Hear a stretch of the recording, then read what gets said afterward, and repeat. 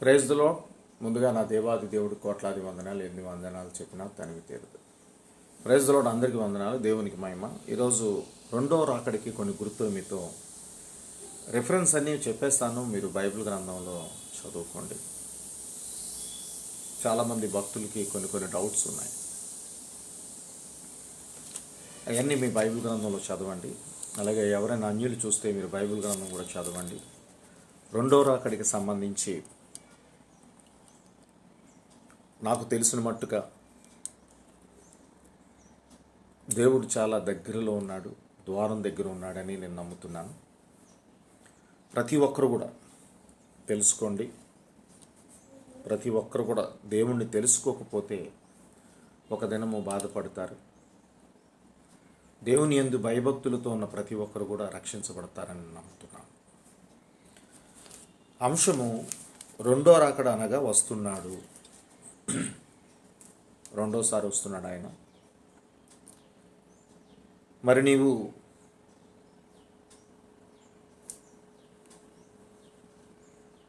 ఎంతగా తెలుసుకుంటావో అంతగా మంచిగా నువ్వు ఒక దినము పరలోక రాజ్యంలో సుఖపడతావు, అనగా సంతోషంగా ఉంటావు, దేవుణ్ణి ఆరాధిస్తూ ఉంటావు, యాతన తప్పించబడతావు. ప్రతి ఒక్కరూ తెలుసుకోండి, వస్తున్నాడు, రెండో రాకడికి వస్తున్నాడు.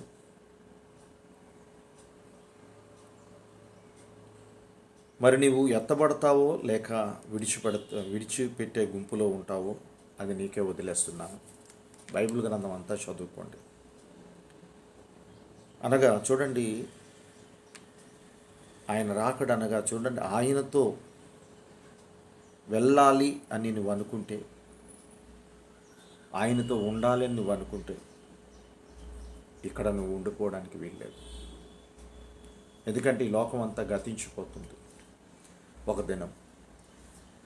నెంబర్ 1, మొట్టమొదటిగా నిన్ను సృష్టించుకున్న వాడిని నువ్వు గుర్తు తెచ్చుకో.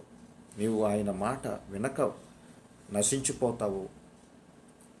నెంబర్ 2, యేసయ్య నీ కోసం వచ్చాడని లోకాసు వార్త 19:10 ప్రకారం నువ్వు తెలుసుకుంటావు. యోహాను సువార్త 14:6లో నేనే మార్గం, నేనే సత్యం, నేనే జీవం అని దేవుడు చెప్పాడని నువ్వు జ్ఞాపకం చేసుకుంటావు. మరలా రెండవసారి నీ కోసం వస్తున్నాడు యేసయ్య. ఆయనే దేవుడు గనుక ఆయన్ని మరణము బంధించలేదు, ఆపలేదు. ఆయన సజీవుడు, నీకోసం లేచి ఉన్నాడని మత్తయి సువార్త 8:6 ప్రకారం.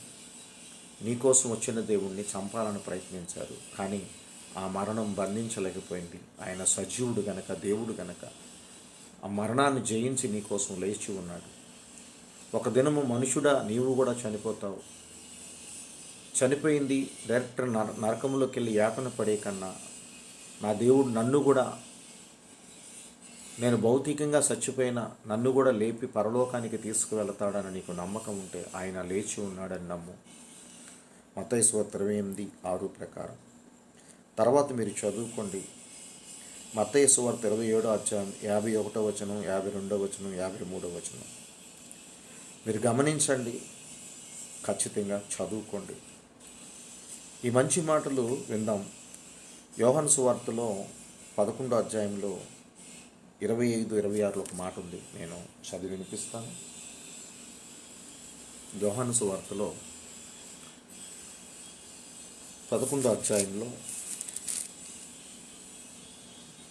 25-26 వచనాలు. అందుకు యేసు, పునరుద్ధానమును జీవమును నేనే. నా యందు విశ్వాసం ఉంచేవాడు చనిపోయినను బ్రతుకును, బ్రతికి నా యందు విశ్వాసం ఉంచి ప్రతివాడును ఎన్నటికీ చనిపోడు. ఈ మాట మాత్రం గమనించండి, ఆయన మాట తప్పని దేవుడు. అలాగే కొన్ని మాటలు మీతో పంచుకోవాలని ఆశ కలిగి ఉన్నాను. దీనికి ముందు ఒక మాటలు చెప్పాను, మరి 27వ అధ్యాయము మత్తయి సువార్త ఈ మాటలు మీకు వినిపించాలని ఆశ కలిగి ఉన్నాను.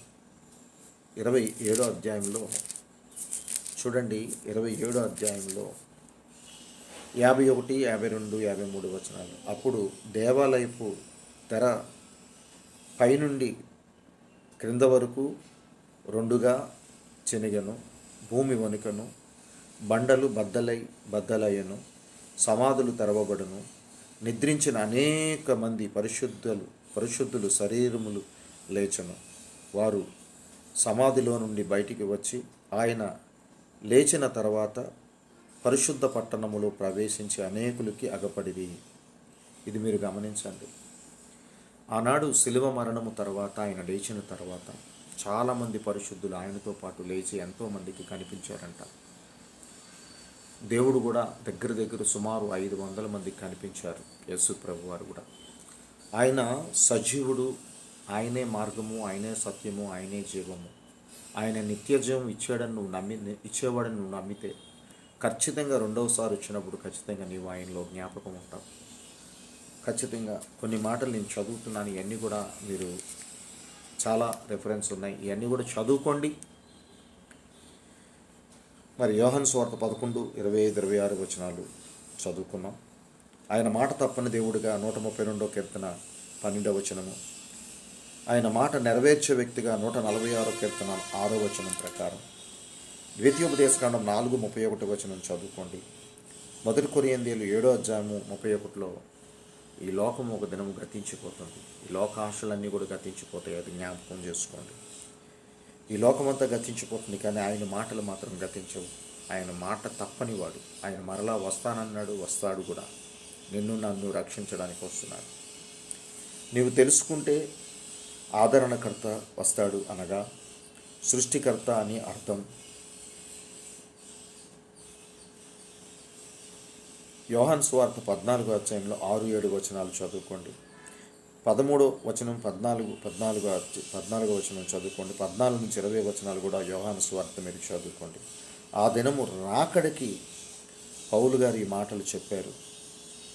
ఏ మాటలు చెప్పారంటే దశలోనికలో ఉన్నది, అది మీకు చెప్తాను. దశలోనిక సంఘానికి పౌలు గారు రాస్తూ మరి 4వ అధ్యాయం 13 నుంచి 18 వచనాలు చదువుకుంటే ఆయన పరిశుద్ధులతో వస్తున్నాడు. ఈ మాట మీకు ఖచ్చితంగా తెలియాలి, నేను చెప్పాలి అని పౌలు గారు దశలోనిక సంఘానికి, మొదటి దశలోనిక సంఘానికి చెప్తూ ఆయన పరిశుద్ధులతో వస్తాడు. వచ్చినప్పుడు సమాధులు తెరవబడతాయి. క్రీస్తు తర్వాత చనిపోయిన ఎవరైతే ఉన్నారో వారందరూ లేవబడతారు. తర్వాత మనము సజీవులుగా ఆయనతో పాటు ఎత్తబడతామని మాటలు మరి మొదటి దశలోనిక అధ్యాయము 4వ అధ్యాయం 13 నుంచి 18 వచనాలు చదువుకోండి. అలాగే మొదటి దశలోనిక 5వ అధ్యాయంలో 15వ వచనం చదువుకోండి. 22వ వచనం 23వ వచనం కూడా చదువుకోండి. ప్రభు వస్తున్నాడని, ద్వారం దగ్గర ఉన్నాడని మత్తయి సువార్త 24:33లో ఉన్నది. అలాగే ప్రకటన గ్రంథములో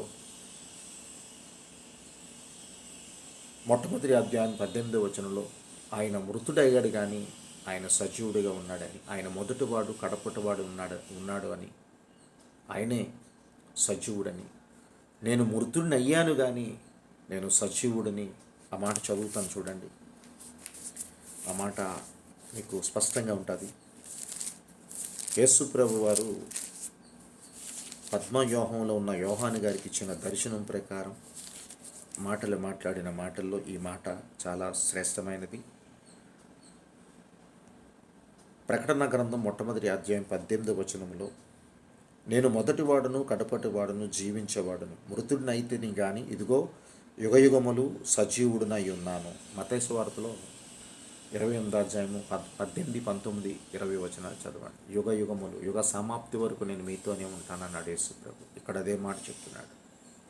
యుగయుగములు ఉన్నవాడంట. యుగయుగములు సజీవుడునై ఉన్నాను, మరియు మరణము యొక్కయు పాతాళ లోకము యొక్కయు తాళపు చెవులు నా స్వాధీనములో ఉన్నవి. ఈరోజు దేవుడు బ్రతికుంటుండగా చెప్పిన మాటలు చాలా ఉన్నాయి. అలాగే మరణించి లేచిన తర్వాత శిష్యులతో చెప్పాడు, యుగ సమాప్తి వరకు నేను మీతో ఉంటానని. అందుకే యుగయుగములు ఉన్నవాడు ఆయన సజీవుడు. ఇది జ్ఞాపకం చేసుకోండి. నీకోసం నా కోసం మరలా ప్రకటన గ్రంథములు 22వ అధ్యాయంలో 7వ వచనము 12వ వచనం మీరు చదువుకుంటే ఆయన త్వరగా వస్తున్నాడు. ఈ రెఫరెన్స్ ఎందుకు ఇచ్చానంటే వీడియో పెద్దదైపోద్ది కనుక ఎన్ని వచనాలు మీరు చదువుకోండి. రాకడ అనగా వస్తున్నాడు, నిన్ను నన్ను తీసుకెళ్ళడానికి వస్తున్నాడు. నువ్వు సిద్ధపడతావా సహోదరి సహోదరుడా? ఈ మాటలు నచ్చితే, ఈ మాటలు నీకు నచ్చితే లైక్ చేయి, సబ్స్క్రైబ్ చేయి, షేర్ చేయి. సిద్ధపాటులో ఉండు. ఆయన వస్తున్నాడు, ద్వారం దగ్గరే ఉన్నాడు. ఈ ప్రపంచంలో సోషల్ మీడియాలో చూస్తున్నాం, సమస్తము ఆయన చక్కబెట్టుకొని వస్తున్నాడు. ప్రతి దేశాన్ని చూసుకుంటూ మొత్తం సర్వే చేస్తున్నాడు. కొన్ని దేశాలన్నీ ఫిల్టర్ అయిపోతున్నాయి. దయచేసి మెలకువగా ఉండండి. నా వరకు రాలేదు అనుకోవద్దు. నువ్వు బ్రతుకుంటుండగా దేవుణ్ణి తెలుసుకొని యథార్థంగా నీతిమంతుడిగా ఉంటే పరలోక రాజ్యంలో దేవుణ్ణి ముఖ దర్శనం చేస్తావు ఖచ్చితంగా. దేవుడు పరిశుద్ధుడు. ఈరోజు ఈ వీడియో చూస్తున్న మతోన్మాదులారా, ఈ రెఫరెన్స్ అన్నీ కూడా మీరు చదువుకోండి. నేనే మార్గం, నేనే సత్యం, నేనే ఆ మార్గంలో నువ్వు రాకపోతే ఒకరోజు నువ్వు యాతన పడతావు. లోకాసు వార్త 16వ అధ్యాయంలో 23వ వచనం, 24, 25వ వచనం చదువుకోండి. ధనవంతుడు తనకి ఇష్టాసారంగా తిరిగాడు, దేవుణ్ణి తెలుసుకొని కూడా ఇష్టాసారంగా తిరిగాడు. కానీ నీవు కూడా, కొంతమంది ఉన్నారు దేవుణ్ణి తెలుసుకొని కూడా దేవుడి మీద తిరగబడుతున్నారు. నీవు కూడా యాతన పడతావేమో. ఇంకా దేవుణ్ణి తెలియని ఎంతోమంది దేవుడి మీద తిరగబడుతున్నారు. జీవము గల దేవుడి చేతిలో పడిపోతే ధనవంతుడికున్న యాతన నీకు కూడా ఉంటుంది. ఆయన అందరికీ ప్రభువు అయి ఉన్నాడు. ఆయన అందరిలో ఉన్నాడని బైబిల్ గ్రంథం చెప్తుంది. మనందరికీ దేవుడు ఆయన యేసు ప్రభు దేవుడు అని నువ్వు తెలుసుకొని రక్షించబడు. God bless you all. ఈ రెఫరెన్స్ అన్నీ కూడా మతోన్మాదులందరూ కూడా చదువుకోండి. భయభక్తులతో ఉన్నవారు ప్రతి ఒక్కరు ఈ రిఫరెన్స్ చదువుకొని మెలకువగా ఉండి సిద్ధపాటులో ఉండండి. God bless you all. ఆయన వస్తున్నాడు. జీతం ఆయన దగ్గర ఉంది, నీకు నాకు. పరలోక జీతం తీసుకుంటావా, నరకంలో యాతన పడే జీతం తీసుకుంటావా, నీ ఇష్టం.